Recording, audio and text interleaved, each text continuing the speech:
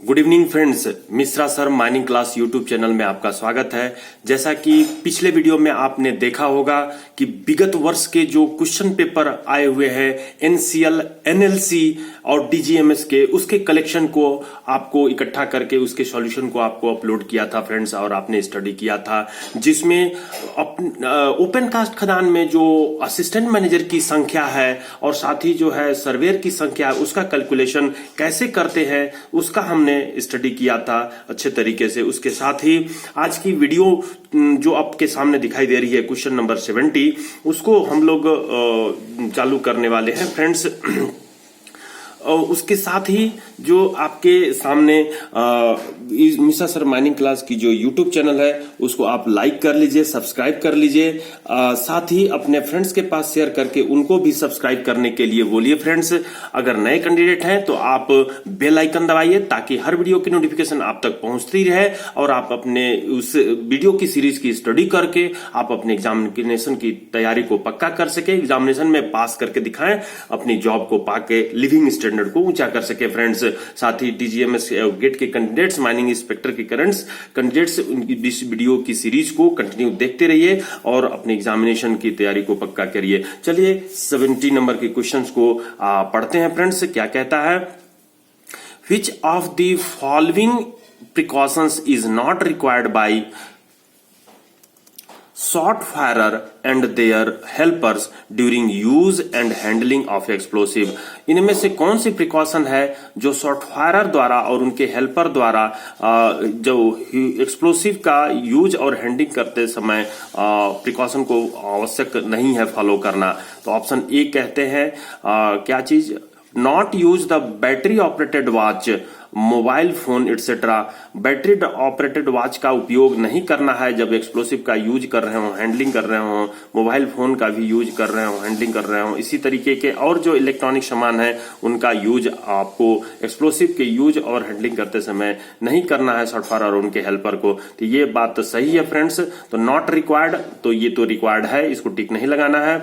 B number देखिए, not use synthetic cloth socks.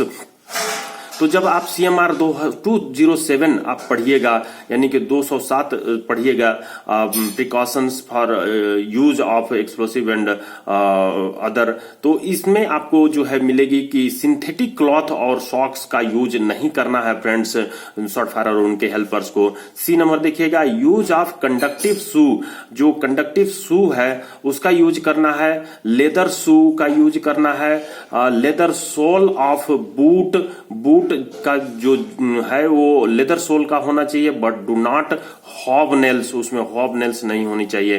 तो ऐसा ही आप शू का इस्तेमाल करना है फ्रेंड्स।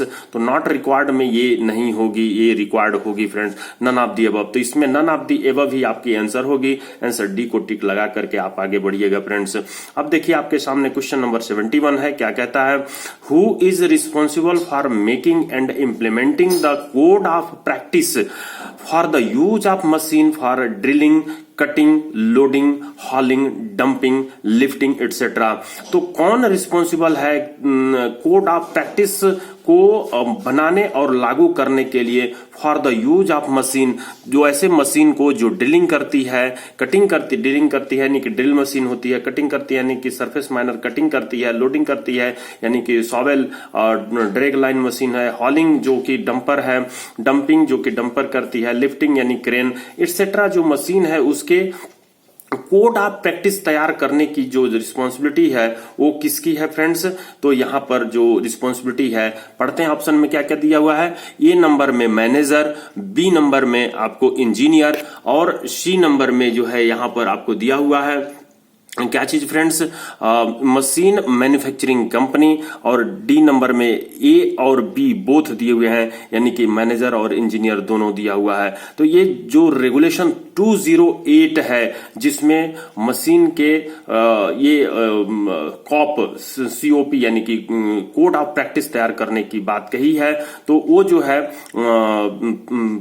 ऑथराइज्ड जो होंगे उसको तैयार करने के, तो यहाँ पर मैनेजर और इंजीनियर दोनों होंगे। और इस संबंध में अगर आपको कोई डाउट लगती है या कमेंट्स देना चाहते हैं तो आप जरूर अपने कमेंट्स बॉक्स में दीजिए फ्रेंड्स। नेक्स्ट नंबर में आते हैं जो कि 72 नंबर का प्रश्न होगा। आपका क्या कहता है, जो कि सीएमआर कोल माइंस रेगुलेशन 2017 के जो एनसीएल से रिलेटेड जो सिलेबस हैं उनके इंपॉर्टेंट सीएमआर को मैं आपके सामने रख रहा हूं फ्रेंड्स। क्वेश्चन नंबर 72 पढ़ते हैं।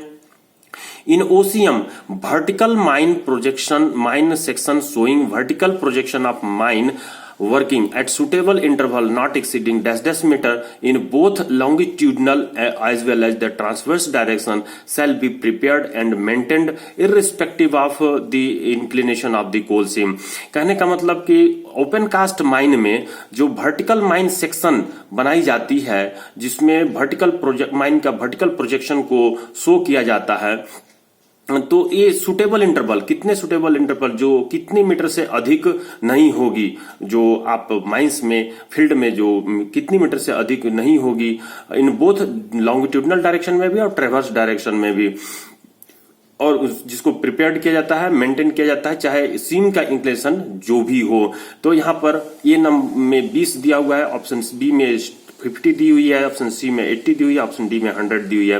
तो आप जब कोल माइंस रेगुलेशन 65 का 1 का सी जिसमें वर्टिकल माइन प्रोजेक्शन की बात करता है उसमें आप ये पाइएगा कि 100 मीटर डी नंबर आंसर होगी कि 100 मीटर से अधिक नहीं होनी चाहिए वर्टिकल माइन सेक्शन शोइंग जो वर्टिकल प्लान की बात होती है।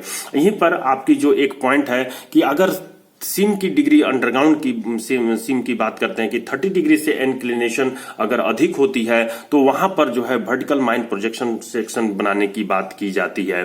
तो ये आपकी अंडरग्राउंड की बात होगी, लेकिन यहां पर 100 मीटर ओपन कास्ट के लिए है फ्रेंड्स। तो आप डी को टिक लगा के आगे की ओर बढ़ सकते हैं। अब यहां पर देखिए जो 65 रेगुलेशन है जो कि माइन प्लान के टाइप ऑफ माइन प्लान की जिक्र की हुई है, तो यहां पर जो ओपन कास्ट से रिलेटेड है कुछ इंपॉर्टेंट जो अंडरग्राउंड से भी रिलेटेड होगी उनको भी आपको स्टडी करके कीवर्ड और की नंबर में रख लेना होगा friends. Surface plan, underground plan, water danger plan, ventilation plan, geological plan etcetera. तो यहां पर 73 नंबर पढ़ते हैं friends. What is the scale of RF यानी कि representative fraction of every plan and section prepared as per CMR 2017। CMR 2017 के अनुसार जो प्रिपेयर्ड किए जाने वाले जो प्लान और सेक्शन होते हैं उसका स्केल ऑफ आरएफ क्या होता है ये आपको बतानी है। ऑप्शन ए पढ़ते हैं फ्रेंड्स, इसमें 1 in 1200, बी में 1 in 1000, सी में 1 in 2000, डी में बी एंड सी बोथ। तो जो 1957 की जो रेगुलेशन थी उसमें 1 in 1200 पर कही गई थी, लेकिन जो 2017 की रेगुलेशन है उसमें जो सीएमआर 64 का 1 का डी कहता है उसके तहत 1 in 1000 या 1 in 2000 दोनों के स्केल पर आप अपना जो प्लान होती है माइंस का वो बनाने का काम करते हो फ्रेंड्स। तो यहां पर जो 73 क्वेश्चन है उसका आप आंसर डी को टिक लगाते हुए आगे की ओर बढ़ सकते हो। ये जो माइन रेगुलेशन है वो general requirement about mine plan है, जिसका कीवर्ड और की नंबर को मेरी वीडियो की सीरीज में आप सर्च कीजिएगा तो आपको उसके एवरी पॉइंट मिल जाएंगे फ्रेंड्स। तो आप सर्च कीजिए और उसके एवरी पॉइंट को स्टडी करने का प्रयास कीजिए जिससे रिलेटेड आपसे प्रश्न एक तो जरूर पूछ सकेगा फ्रेंड्स। तो यहां पर आते हैं हम लोग नेक्स्ट प्रश्न में, नेक्स्ट पेज के लिए। यहां क्वेश्चन नंबर 74 कहता है safety officer of open cast mine should have first class certificate holder. Safety officer open cast mine का वो जो होगी वो फर्स्ट क्लास सर्टिफिकेट होल्डर होंगे if average monthly material handle, जबकि मंथली जो मटेरियल हैंडल की जो एवरेज क्वांटिटी होगी वो कितनी होगी। ऑप्शन ए 20,000 क्यूबिक मीटर से greater than, option B 50,000 cubic metre से less than, option C 50,000 cubic metre से greater than, none of the above. तो यहां पर जो first class manager certificate holder वाले जो सेफ्टी ऑफिसर होंगे तभी अपॉइंट किए जाएंगे जब आपके 50,000 क्यूबिक मीटर पर मिनट से अधिक हैं। तो यहां पर आंसर सी जो सीएमआर 29 में दी हुई है उसमें बात की जाती है। और वैसे भी 20,000 अगर अधिक क्यूबिक मीटर का प्रोडक्शन आप कर रहे हैं पर मंथ तो वहां पर सेफ्टी ऑफिसर असिस्ट जो सेकंड क्लास या फर्स्ट क्लास दोनों में से कोई भी हो सकते हैं वो अपॉइंटमेंट किए जाने हैं जो मैनेजर का असिस्टेंट सेफ्टी से संबंधित कामों के लिए असिस्टेंट करने का काम करते हैं फ्रेंड्स। तो ये आपकी रेगुलेशन 29 के अंतर्गत दी गई है जिसको आप स्टडी कर चुके हैं सेफ्टी ऑफिसर के संबंध में। अब आते हैं क्वेश्चन नंबर 75 में फ्रेंड्स, क्या कहता है notice of opening shall be accompanied by, जो हम लोग ओपनिंग की माइन के ओपनिंग की नोटिस देते हैं उसके साथ एक्कम्पेंड मतलब क्या संलग्न करनी रहती है ये बताना है फ्रेंड्स। तो option A copy of surface plan की कॉपी हमको देनी है। बी नंबर में ए copy of safety management plan, SMP की बात यहां पर जब भी होती है तो उसका फुल फॉर्म आप याद रखिएगा, सेफ्टी मैनेजमेंट प्लान। तो सेफ्टी मैनेजमेंट प्लान की कॉपी एक देनी है। ये copy of vertical projection and section, vertical projection और सेक्शन की एक कॉपी देनी है। ऑप्शन डी में दिया हुआ है ए एंड बी बोथ। तो यहां पर जो आप नोटिस ऑफ ओपनिंग देते हैं CIM RIM को, तो वहां पर आपको अपने नोटिस के साथ सरफेस प्लान की एक कॉपी और सेफ्टी मैनेजमेंट प्लान जो कि कोल माइंस रेगुलेशन 104 की आज ही वीडियो, कल की या आज की वीडियो में मैंने अपलोड किया है फ्रेंड्स, सेफ्टी मैनेजमेंट प्लान के कीवर्ड और की नंबर को, उसका आप स्टडी कर चुके होंगे। तो उसकी एक कॉपी प्रत्येक ऑनर रीजन मैनेजर को रीजनल इंस्पेक्टर के पास, चीफ इंस्पेक्टर के पास नोटिस ऑफ ओपनिंग के साथ देनी पड़ती है फ्रेंड्स। तो आप यहां पर जो कोल माइंस रेगुलेशन 3 है उसका सब रेगुलेशन 1 है जिसमें इसकी चर्चा की गई है। तो 75 का आप डी टिक लगा लिए होंगे। आगे बढ़ते हैं फ्रेंड्स। अब क्वेश्चन नंबर 76 देखिए क्या कहता है। एनुअल रिटर्न सबमिटेड बिफोर, जो हम लोग वार्षिक रिटर्न सबमिट करते हैं चीफ इंस्पेक्टर के पास, वो कब जमा करते हैं। ऑप्शन ए कहता है 20 फरवरी, ऑप्शन बी कहता है 1 फरवरी, ऑप्शन सी कहता है 31 दिसंबर, ऑप्शन डी कहता है 31 मार्च। वैसे कैलेंडर ईयर हम लोग कहते हैं कि 31 मार्च, जो फाइनेंशियल ईयर जो होती है 31 मार्च तक होती है, 1 अप्रैल से 31 मार्च तक, और कैलेंडर ईयर जो होती है 1 जनवरी से 31 दिसंबर तक होती है। तो यहाँ पर जो हम लोग एनुअल रिटर्न देने की बात कही गई है, वो जो 1957 रेगुलेशन है उसमें 20 फरवरी के पहले देने की बात की गई थी, लेकिन जो 2017 की रेगुलेशन है उसमें वो 1 फरवरी के पहले देने की बात कही गई है।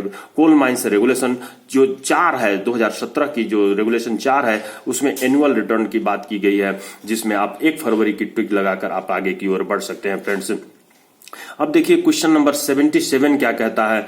Workman inspector designated if ordinary employed person in preceding calendar year is, मतलब ऑर्डिनरी एम्प्लॉयड जो खदान में कितने साल पिछले वर्ष में जो डेजिग्नेटेड किए जाएंगे तब जो है आपको वर्कमैन इंस्पेक्टर डेजिग्नेटेड किए जाते हैं। तो यहां पर ऑप्शन ए कहता है 100% से अधिक, ऑप्शन बी कहता है 100% से कम, ऑप्शन सी कहता है 500% से ग्रेटर देन, ऑप्शन डी कहता है 500% से लेस देन। तो जो आप 29Q माइंस रूल 1955 का जो rule number 29Q workman inspector आपको दिमाग में बैठा लेनी है कि वर्कमैन इंस्पेक्टर के जो 29Q की जो वीडियो है आप मिश्रा सर माइनिंग क्लास की जो यूट्यूब चैनल है, बहुत सारे शुरू से ही कैंडिडेट फॉलो कर रहे हैं, उनको दिमाग में बैठ गई होगी कि कैसे जो है वर्कमैन इंस्पेक्टर के संबंध में क्या क्या स्टैट्यूटरी प्रिकॉशंस, स्टैट्यूटरी प्रोविजंस दिए गए हैं, जिनकी कीवर्ड और की नंबर के तहत मैं बता चुका हूं फ्रेंड्स। तो 500% से जैसे ही अधिक होती है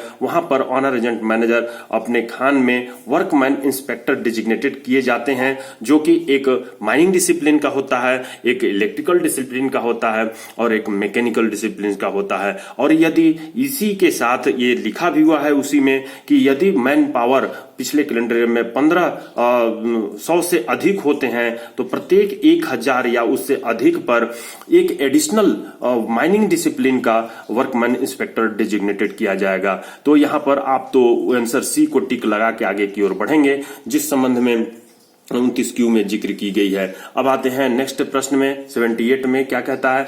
what is the number of workman inspector if ordinary employed person 1600। Friends अभी अभी मैंने बताया है कि जब माइंस की जो एम्प्लॉयमेंट है, ऑर्डिनरी एम्प्लॉयमेंट की संख्या जो है अगर 1500 से अधिक है तो प्रत्येक 1000 या उसके पार्ट पर एक एडिशनल वर्कमैन इंस्पेक्टर की नियुक्ति की जाती है। तो 1500 तक तो आपकी 3 रहेगी, लेकिन 1500 से जैसी अधिक होती है प्रत्येक 1000 के लिए या उसके भाग के लिए, तो यहां पर जो है आपको 100 अधिक हो गई है तो उसके लिए एक एडिशनल वर्कमैन इंस्पेक्टर आपको डेजिग्नेटेड की जाएगी। इसलिए यहां पर 3 + 1 हो जाएंगे यानी कि 4 हो जाएंगे। आप ऑप्शन बी को टिक लगाकर आगे बढ़ सकते हैं फ्रेंड। इस तरीके का कैलकुलेशन आपके एग्जामिनेशन में पूछ सकता है। और आपको चूज करनी होगी कि कौन सी उसके इक्विवेलेंट आंसर होगी।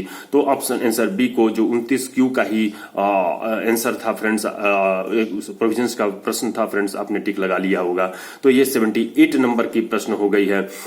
अब देखिए यहां पर question number 79, the period of women in underground mine. Underground mine में जब औरतों को नियोजित की जाती है तो उसका पीरियड, समय काल कितना होनी चाहिए। जो माइंस एक्ट 1952 थी उसमें ये बात सेक्शन 46 में ये कहा गया था कि भूमिगत भाग में औरतों को नियोजित नहीं किया जाएगा, लेकिन उसमें अमेंडमेंट हुआ है और अमेंडमेंट होने के बाद वो जो आई हुई है 29 जनवरी 2019 को, जो कि गजट जो जनरल स्टैट्यूटरी रूल 506 का ई है, उसमें ये कहा गया है कि औरतों को भूमिगत भाग में नियोजित सुबह 6 बजे से शाम 7 बजे के बीच में किया जाएगा।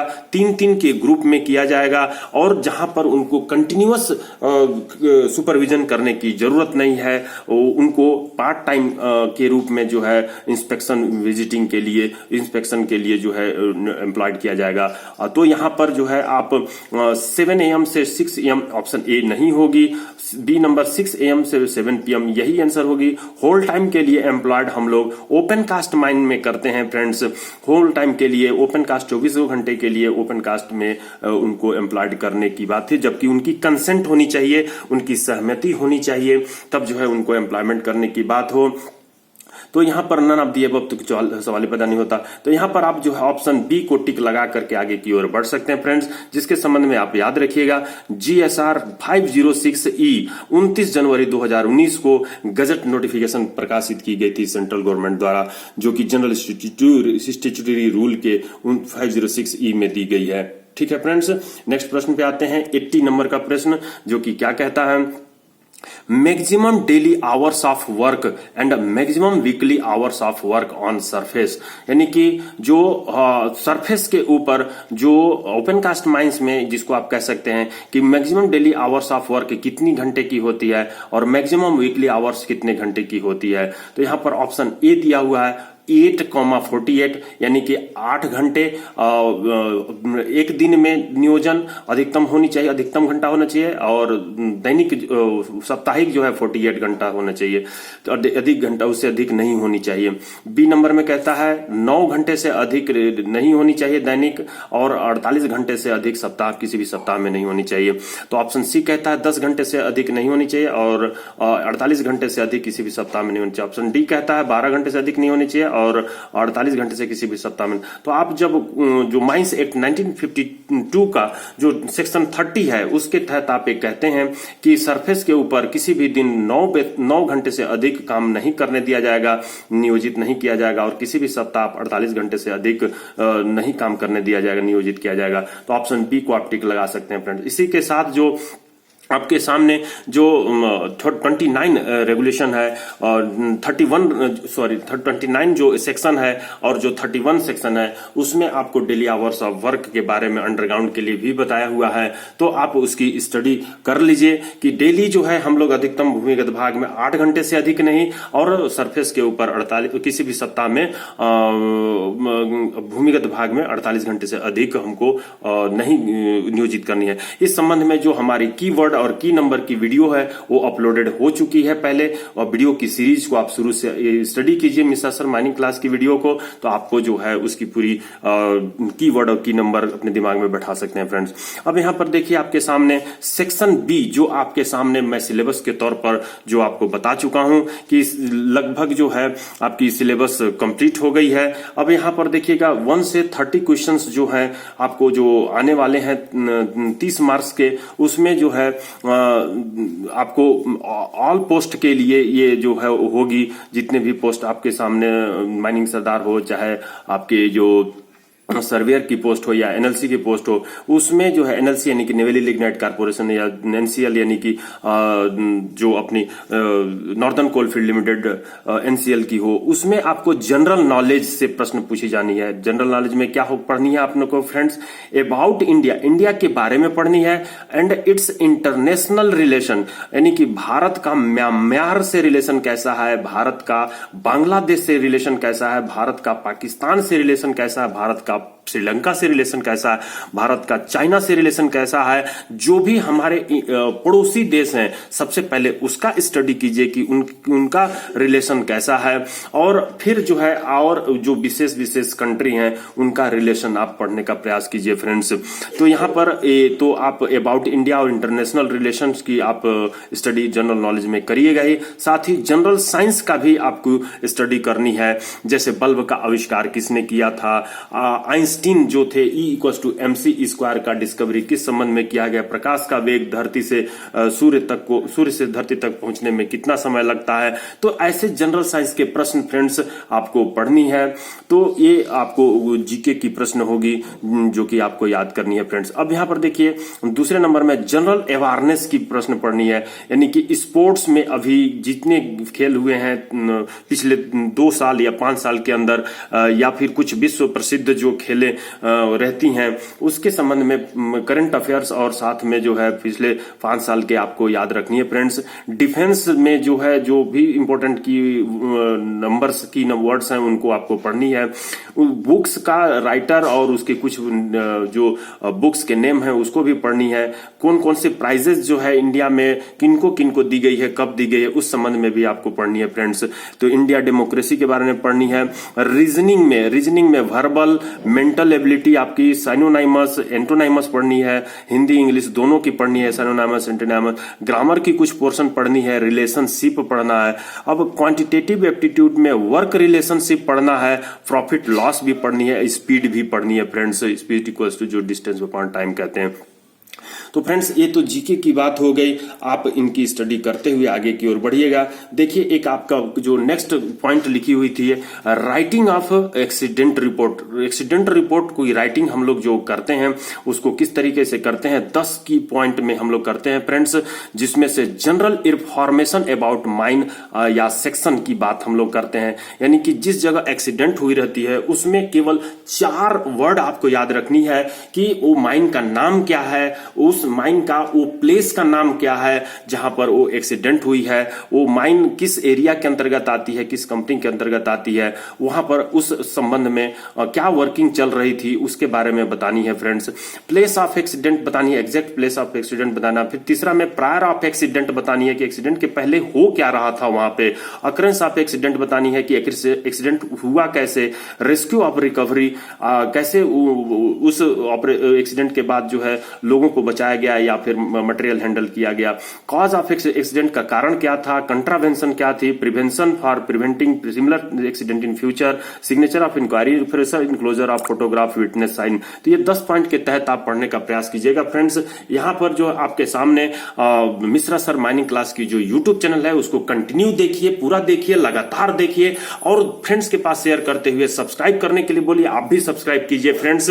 Thank you friends. अगले वीडियो में फिर से मैं ये जो है